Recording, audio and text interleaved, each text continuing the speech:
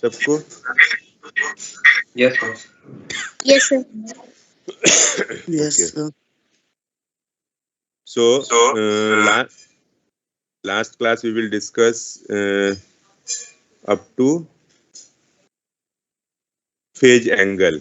यहाँ तक हो गया था ना दोनों सेक्शन में? फेजर पढ़ा, फेज एंगल पढ़ा के थे हमने. हाँ सर. हाँ हाँ Yes, sir. हाँ, दोनों में हो गया था. ओके, सो अब इससे आगे हम लोग बढ़ते हैं. So as we have already discussed that the impedance is your root under r square plus xl square, where the value of xl is 2 pi fl. So we can say that in the RLC series circuit the impedance, ये impedance जो है वो किस पे depend कर रहा है? That is directly depend on the frequency, because L और पाई का वैल्यू तो आपको दिया हुआ रहेगा, कांस्टेंट वैल्यू रहेगा. फ्रीक्वेंसी का जो वैल्यू होगा वही इस पे इफेक्ट करेगा. किस पे? इम्पीडेंस पे. So we can say that in case of series RL series circuit the impedance is directly proportional to, or you can say impedance depends upon the frequency, that frequency is supply frequency. Okay, आवाज आ रहा है clearly? Yes, sir. Okay, so then we move to next topic, that is its heading is power.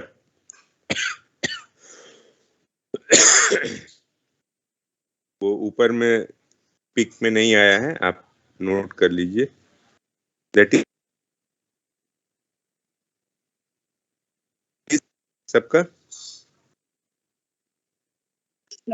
अभी आपका आवाज lag हो रहा था. Yes, sir. Yes अभी सर. भी नहीं आ रही है आवाज? आ रहा है सर, बट वो कभी कभी अचानक बीच में वो रुक जा रहा. ओके, जस्ट मिनट देखने दो. इधर तो ठीक है जी, टावर तो मेरे साइड फुल है. ठीक है, देखते हैं. चलो. So how we define power. Power that is defined by, that is the product of voltage and current. Means another way we can say the instantaneous power is the product of voltage and current. So with the help of wave diagram which we are discussing earlier, जो पहले हम लोग wave diagrams हम लोग discuss कर रहे हैं, putting the value of voltage and current. So previous जो हम लोग डिस्कस किए हैं वहां क्या था? किसके लिए? RL सर्किट के लिए. तो RL सीरीज सर्किट के केस में क्या हो रहा था? That is I lag behind the applied voltage with an angle phi. So the voltage when the alternating current alternating voltage varying sinusoidally, in that case V equals to Vm sin omega t, and the I when lag to the applied voltage by angle phi, in that case Im is Im sin omega t minus phi. So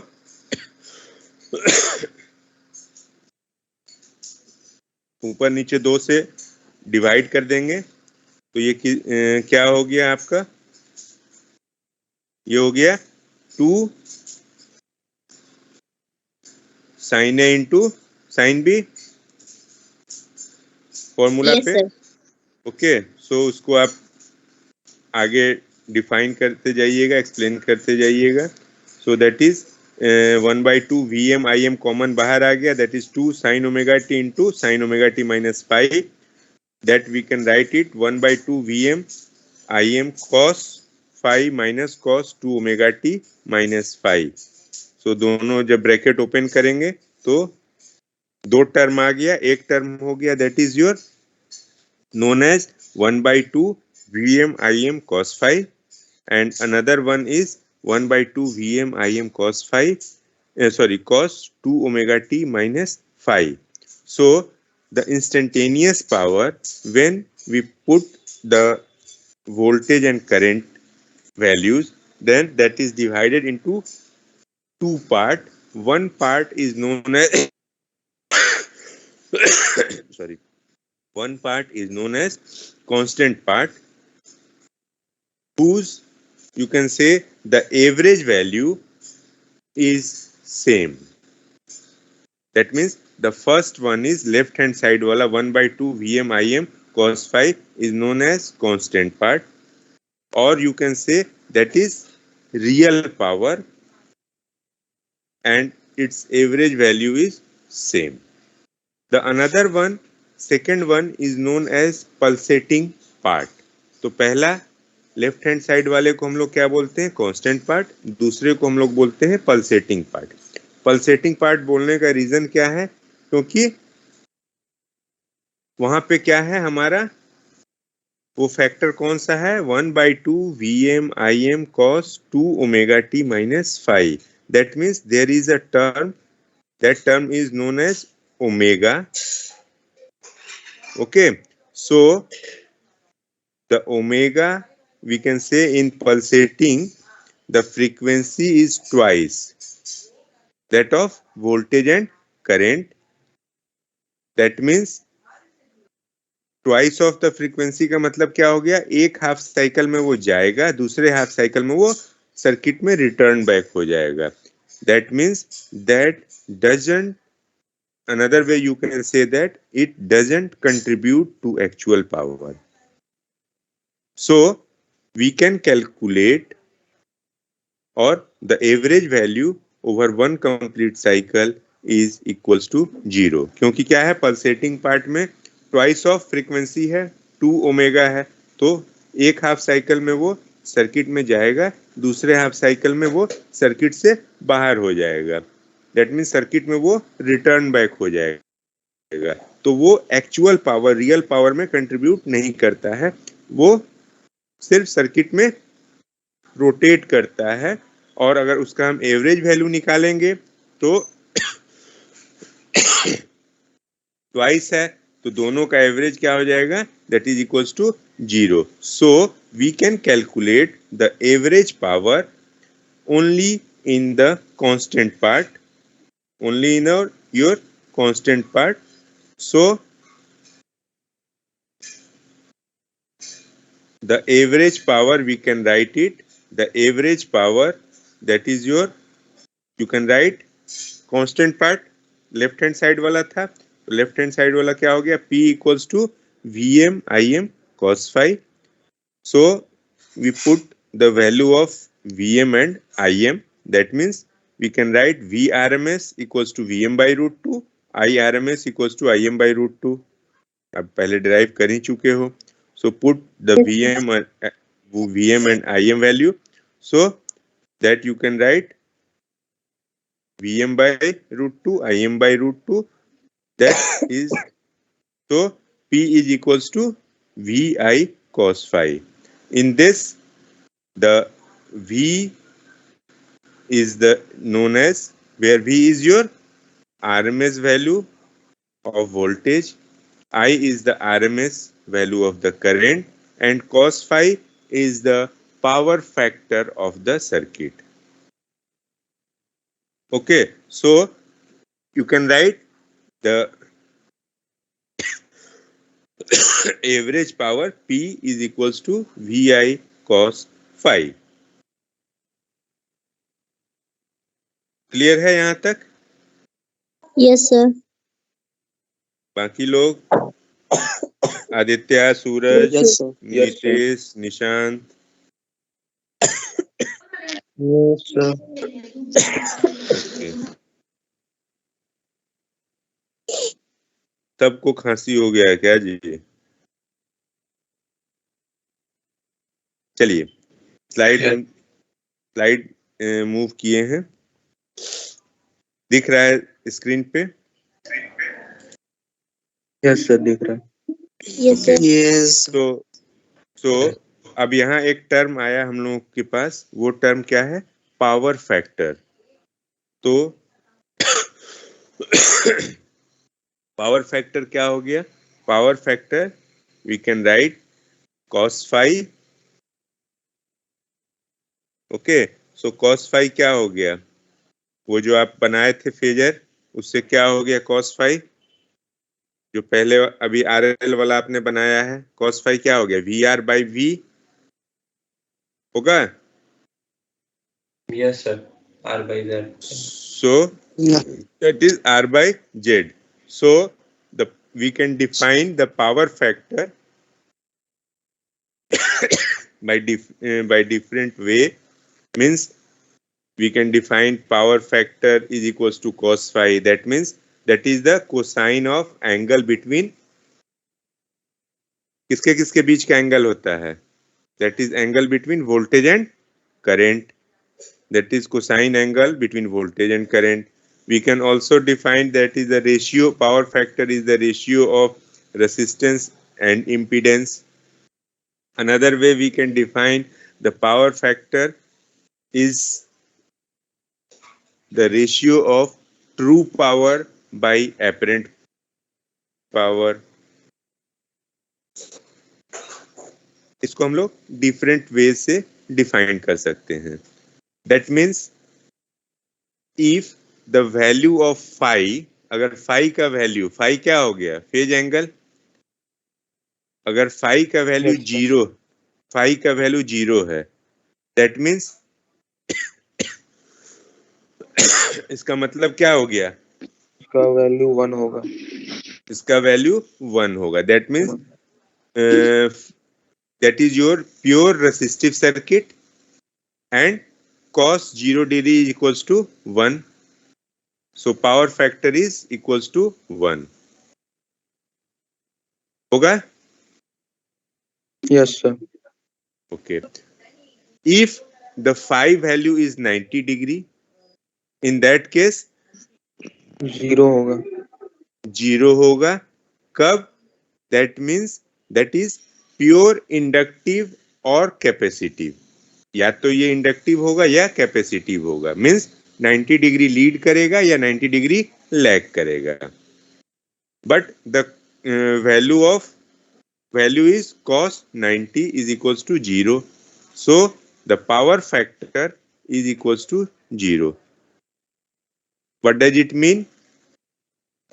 That means in case of RLC, the power factor lies between 0 and 1. Means when we consider in case of angle, that is 0 degree to 90 degree. And when we come in the values, that value varies from 0 to 1. That means the value of power factor never greater than 1. Clear है यहां तक कि कोई दिक्कत?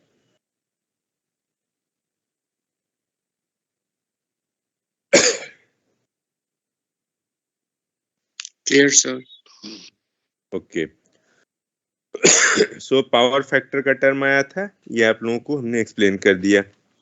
अब ये जो ऊपर वाला जो पावर का जो हम लोगों ने इक्वेशन डिराइव किया था, P equals to VI cos phi, that we can, the alternative of this, we can write P equals to VI cos phi. The value of V का वैल्यू क्या हो गया? I into Z, and multiply by I into cos phi is R by Z. So Z is cancelled. That is equals to P equals to I square R. होगा? Yes, sir. So that means P equals to I square R. That means power is only consumed in resistive part and it doesn't consume in your inductive और capacitive part.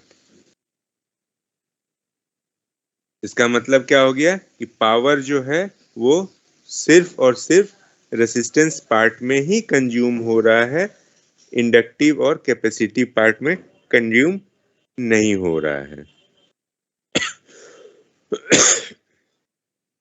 Okay Yes, sir. Okay, so next is your ये, अच्छा ये देख, एक बार आप read out कर लीजिए, ये हम आपको एक्सप्लेन कर दिए वहीं पे। cos फाई वाला जो था, पावर फैक्टर जो था, आपको नोट डाउन करना है, नोट डाउन कर लीजिए। नेक्स्ट टॉपिक है आपका पावर फैक्टर, नोट डाउन करना, नोट डाउन कर लीजिए और एक बार रीड आउट कर लीजिए। अभी हम एक्सप्लेन कर दिए हैं आपको, वही पार्ट है। फिर बताइए, फिर आगे बढ़ते हैं। सर यहाँ एंगल बिटवीन है। एंगल बिटवीन, हाँ, angle between V and I।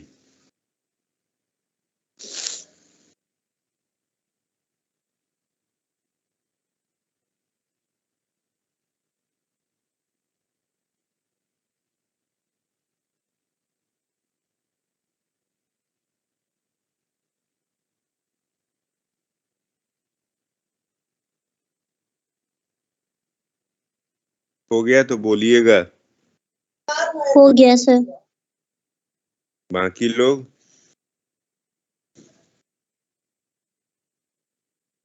Yes sir. Yes sir. Okay, अब हम लोग अभी बार बार एक वर्ड यूज कर रहे हैं। वो वर्ड यूज कर रहे हैं किस चीज के लिए?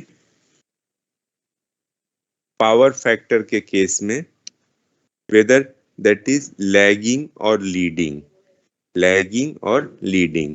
तो क्या कोई बता सकता है कि लैगिंग और लीडिंग का मतलब क्या हो गया?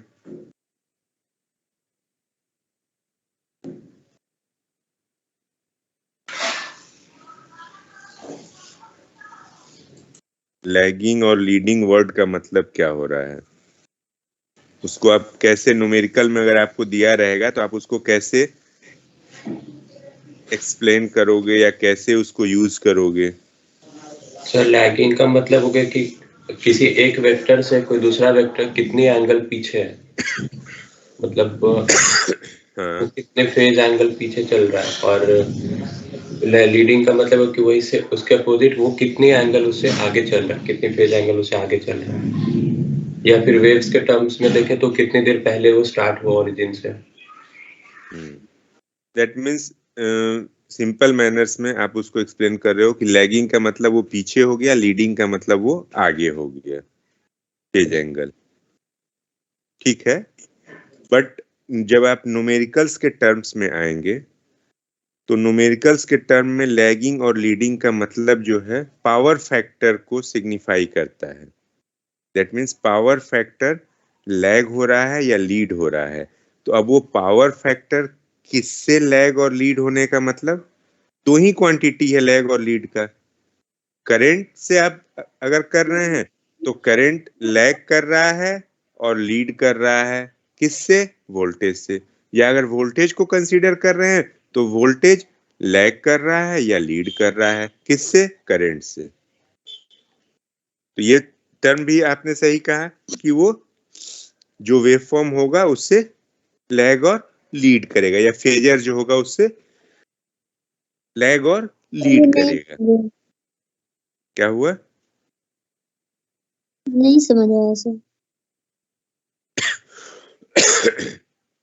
जो फेजर बनाए हो उस फेजर को खोलो, बैक पेज पे जाओ, फेजर को ओपन करो। एंगल क्या है? एंगल किससे डिफाइन किया गया है?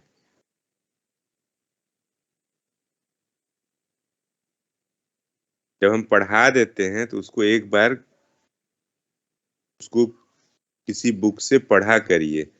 एंगल हो गया, पावर एंगल जो हुआ दैट इज योर फाई। तो फाई कब बनता है? जब दो वेक्टर वोल्टेज और करंट लैग कर रहा है या लीड कर रहा है, तो इंडक्टेंस के केस में लीड करता है, कैपेसिटेंस के केस में लैग करता है। तो ये लैग करेगा या लीड करेगा, ये किस फैक्टर पे डिपेंड करेगा? ये डिपेंड करेगा कि करंट वोल्टेज से लैग कर रहा है या लीड कर रहा है। और ये लैग और लीड क्या कर रहा है? एंगल कर रहा है, फाई कर रहा है। और फाई किस टर्म में हम लोग देख रहे हैं? In terms of power factor, that is your cos phi. Okay, so if in your numerical that is written power factor of 0.5, if power factor is 0.5, that means current lag, और सिर्फ यही नहीं लिखा रहता है, उसके साथ भी लिखा रहता है point power factor of 0.5 lag और लीड। लैग और लीड वर्ड भी रहता है। दैट मीन्स जो पावर फैक्टर है that is lag, means current lag by the applied voltage bye 0.5।